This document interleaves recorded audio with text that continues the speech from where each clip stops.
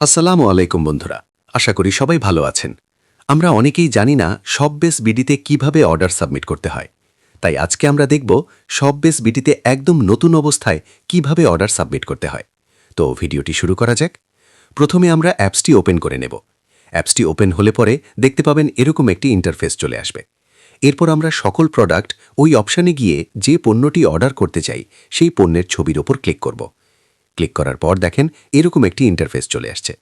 এরপর আমরা কাস্টমার যে সাইজ চেয়েছে সেই সাইজ দিব এবং পরিমাণ অর্থাৎ কাস্টমারের কত পিস লাগবে সেটা দিবেন। এরপর আমরা বিক্রয় মূল্যের জায়গায় যত টাকায় আমরা কাস্টমারের কাছে পণ্যটি সেল করেছি সেই মূল্য দিব। এরপর অর্ডার তালিকায় অ্যাড করুন, এখানে ক্লিক করবেন। এই হলো প্রথম স্টেপ। আবার আমরা চাইলে সার্চ করে প্রোডাক্ট খুঁজে বের করে অর্ডার করতে পারবো। এর জন্য প্রথমে আমরা সার্চ প্রোডাক্টস এই টুলসে যাব। এরপর এখানে দেখেন চুজ অ্যান ইমেজ লেখা আছে, আমরা সেখানে ক্লিক করব। অথবা আমরা নাম দিয়েও সার্চ করতে পারি। আরেকটা দেখেন এসকিউ আছে, সেখানে গিয়ে এসকিউ কোড দিয়েও প্রোডাক্ট সার্চ করতে পারবো। আমরা যেহেতু ছবি দিয়ে প্রোডাক্টে সার্চ করব, তাই প্রথমে চুজ অ্যান ইমেজে ক্লিক করে নিব। তারপর যে প্রোডাক্টটি আমরা সার্চ করব সেটা এখানে সিলেক্ট করে দিব। সিলেক্ট করা হয়ে গেলে পরে এখানে দেখেন আপলোড পিকচার আন সার্চ লেখা আছে, আমরা সেখানে ক্লিক করে সার্চ করব। সার্চ করার পর কিছু লোডিং নিবে। দেখেন আমরা যে প্রোডাক্টটি সার্চ করেছি সেই প্রোডাক্টটি চলে এসেছে। এখন আমরা আমাদের কাঙ্ক্ষিত প্রোডাক্টটিতে টাচ করব। এরপর আমাদের সামনে এরকম একটি ইন্টারফেস চলে আসছে। এরপর আমরা সাইজ সিলেক্ট করব, দেন পরিমাণ সিলেক্ট করব। এরপর আমরা বিক্রয় মূল্য অর্থাৎ যত টাকায় আমরা কাস্টমারের কাছে পণ্যটি সেল করেছি সেই মূল্যটি এখানে দিব। তারপর আমরা অর্ডার তালিকায় অ্যাড করব। এখানে ক্লিক করার পর এরকম একটি ইন্টারফেস চলে আসবে। এরপর এখানে দেখুন অর্ডার করুন একটা অপশন আছে, সেখানে গিয়ে আমরা অর্ডার করে দিতে পারব। তবে কেউ যদি একসাথে একাধিক প্রোডাক্ট অর্ডার করতে চায় সেক্ষেত্রে সিলেক্ট প্রোডাক্ট এই অপশনে ক্লিক করবেন। তারপর এভাবে সকল প্রোডাক্ট অপশনে গিয়ে অথবা সার্চ অপশনে গিয়ে যে প্রোডাক্টটি অর্ডার করতে চান সেই প্রোডাক্টটি সিলেক্ট করে সাইজ, পরিমাণ এবং বিক্রয় মূল্য দিয়ে অর্ডার তালিকায় অ্যাড করে দিবেন। তারপর এখানে দেখেন আমাদের দুইটি প্রোডাক্ট অ্যাড হয়ে গেছে। এরপর অ্যাড করুন অপশনে ক্লিক করে নিব। এখানে দেখুন লেখা আছে নতুন সেলারদের জন্য প্রথম দুইটি অর্ডারের ডেলিভারি চার্জ অগ্রিম পেমেন্ট করতে হবে। আমরা যেহেতু একদম নতুন অবস্থায় অ্যাপসে অর্ডার সাবমিট করব, তাই আমাদের ডেলিভারি চার্জ অগ্রিম পেমেন্ট করতে হবে। তারপর আমরা নিচের যে শর্তগুলো আছে শর্তগুলো পড়ে নিব। এখন এখানে দেখেন একেবারেই নিচের দিকে হ্যাঁ রাজি আছি লেখা আছে, আমরা সেখানে ক্লিক করব। তারপর আমাদের সামনে এরকম একটি ইন্টারফেস চলে আসবে। এখানে দেখেন কাস্টমারের মোবাইল নাম্বার দেওয়ার কথা বলা হয়েছে, আমরা সেখানে কাস্টমারের মোবাইল নাম্বারটি দিব।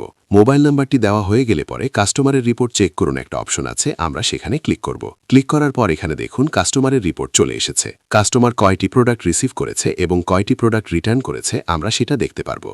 এরপর নিচের দিকে অর্ডার করুন অপশন আছে, আমরা সেখানে ক্লিক করব। তারপর দেখেন আমাদের সামনে এরকম একটি ইন্টারফেস চলে আসবে।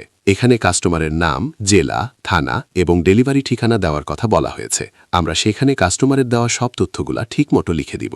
তারপর নিচের দিকে দেখুন দেওয়া আছে চার্জ অগ্রিম নিয়েছেন কিনা। যদি আপনার কাস্টমার থেকে অগ্রিম চার্জ নিয়ে থাকেন তাহলে হ্যাঁ সিলেক্ট করবেন, আর যদি কাস্টমার থেকে অগ্রিম চার্জ না নেন তাহলে এখানে না সিলেক্ট করবেন। আমি যেহেতু কাস্টমার থেকে অগ্রিম চার্জ নেই নাই তাই এখানে না সিলেক্ট করে দিচ্ছি। তারপর এখানে দেখুন কমেন্টস আছে, অর্থাৎ অর্ডার সম্পর্কে যদি অতিরিক্ত কিছু বলতে হয় সেটা আপনারা এখানে লিখে দিবেন। এটা অপশনাল, চাইলে দিতে পারেন অথবা অ্যাভয়েড করতে পারেন। তারপর সবশেষে দেখেন পেমেন্ট করুন একটা অপশন আছে। আমাদের যেহেতু ডেলিভারি চার্জ অগ্রিম দিতে হবে তাই আমরা পেমেন্ট করুন অপশনে গিয়ে পেমেন্ট করব। দুইটা অর্ডার ডেলিভারি হয়ে গেলে কিন্তু এখানে শুধু অর্ডার করুন অপশন আসবে। তারপর আমরা পেমেন্ট করুন অপশনে ক্লিক করব। এরপর আমাদের সামনে এরকম একটি ইন্টারফেস চলে আসবে। এখানেও আমরা পেমেন্ট করুন অপশনে ক্লিক করব। তারপর এখানে দেখুন পেমেন্ট অ্যামাউন্ট সিলেক্ট করুন একটা অপশন আছে। আমরা যেহেতু শুধু ডেলিভারি চার্জ অগ্রিম করব তাই আমরা ডেলিভারি চার্জ সিলেক্ট করে দিব। এরপর পেমেন্ট মেথড সিলেক্ট করুনের নিচের দিকে দেখুন ব্যালেন্স থেকে পেমেন্ট, বিকাশ থেকে পেমেন্ট এরকম কয়েকটি অপশন আছে। আমাদের অ্যাপসের ব্যালেন্সে যেহেতু কোনো টাকা নেই তাই আমরা বিকাশ, নগদ অথবা রকেট থেকে পেমেন্ট করব। আমি যেহেতু বিকাশ থেকে পেমেন্ট করব তাই আমি বিকাশ পেমেন্ট এটা সিলেক্ট করে দিচ্ছি। তারপর আমরা নিচের দিকে পেমেন্ট করুন অপশনে একটি ক্লিক করব। এরপর দেখেন আমাদের সামনে এরকম একটি ইন্টারফেস চলে আসবে। আমরা এখানে যেই নাম্বার থেকে টাকা পাঠাবো সেই নাম্বারটি দিয়ে দেব। নাম্বারটি দেয়া হয়ে গেলে পরে কনফার্ম অপশনে ক্লিক করব। তারপর দেখেন আমরা যে নাম্বার থেকে টাকা পাঠাবো সেই নাম্বারে একটা কোড আসবে, সেই কোডটি আমরা এখানে দিয়ে দেব। কোডটি দেয়া হয়ে গেলে পরে নিচের দিকে দেখুন কনফার্ম অপশন আছে, আমরা সেখানে ক্লিক করে দেব। তারপর আমাদের পিনকোড চাইবে, সেটা আমরা এখানে দিয়ে দেব। পিনকোড দেয়া হয়ে গেলে পরে আমরা কনফার্ম অপশনে ক্লিক করব। দেন আমাদের পেমেন্ট করা সাকসেসফুল হয়ে যাবে। পেমেন্ট করা হয়ে গেলে পরে আমরা হোমে চলে যাব। তারপর আমরা আমাদের অর্ডারটি সাবমিট হয়েছে কিনা তা দেখার জন্য উপরের বাম দিকের কর্নারে দেখতে পাবেন একটা 3 লাইন মেনু আছে। আমরা সেখানে ক্লিক করব। ক্লিক করার পর দেখেন আমাদের সামনে অনেকগুলো অপশন চলে এসেছে। এখানে দেখেন অর্ডার লিস্ট একটি অপশন আছে। আমরা অর্ডার লিস্ট অপশনে ক্লিক করব। এখানে দেখুন আমাদের অর্ডারটি সাবমিট হয়ে গেছে, পেন্ডিং অবস্থায় আছে। কিছু সময় পর প্রসেসিংয়ে চলে যাবে। তো বন্ধুরা, আমাদের আজকের ভিডিওটি এই পর্যন্তই। ভিডিওটি যদি আপনাদের বিন্দুমাত্র উপকারে আসে তবে একটি লাইক দিতে ভুলবেন না। আপনাদের মনে কোনো প্রশ্ন বা কিছু জানার থাকলে অবশ্যই কমেন্ট বক্সে লিখে জানাবেন। আর শপবেজ বিডি সম্পর্কিত এইরকম আরও নিয়মিত টিউটোরিয়াল পেতে আমাদের চ্যানেলটি সাবস্ক্রাইব করে পাশে থাকা বেল আইকনটি বাজিয়ে দিন। সবাই ভালো থাকবেন, সুস্থ থাকবেন। আল্লাহ হাফেজ।